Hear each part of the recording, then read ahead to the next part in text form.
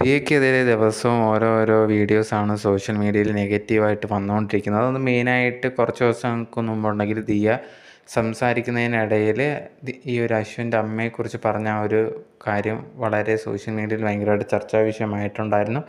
അത് വലിയ രീതിയിൽ തന്നെ ആൾക്കാർ നെഗറ്റീവായിട്ട് എന്തിനാണ് ദിയ ഇത് കണക്ക് സംസാരിച്ചതെന്നും അതുപോലെ തന്നെ ഈ ഒരു അശ്വിന് ഇതിനെക്കുറിച്ചൊന്നും പറയാനില്ലേ എന്നൊക്കെ ചോദിച്ചിട്ട് കുറേയധികം നെഗറ്റീവ് കമൻറ്റ്സ് അതിനെക്കുറിച്ച് വീഡിയോസും കാര്യങ്ങളൊക്കെ ആ ഒരു സമയത്ത് കുറേയധികം പേര് ഇട്ടിട്ടുണ്ടായിരുന്നു. ആ ഒരു സമയത്ത് ദിയ അതിനെക്കുറിച്ച് റിപ്ലൈ എന്ന പോലെ സ്റ്റോറിയൊക്കെയാണ് ഇൻസ്റ്റാഗ്രാമിൽ ഇട്ടിട്ടുണ്ടായിരുന്നത്. നമ്മളെ ഇഷ്ടപ്പെടാത്തവർക്ക് കുറേയധികം പേര് കാണും, അതെപ്പോഴും നോക്കിക്കൊണ്ടിരിക്കാൻ പറ്റില്ല എന്നുള്ള രീതിയിൽ സ്റ്റോറി രീതിയിലൊക്കെ ഇട്ടിട്ടുണ്ടായിരുന്നു.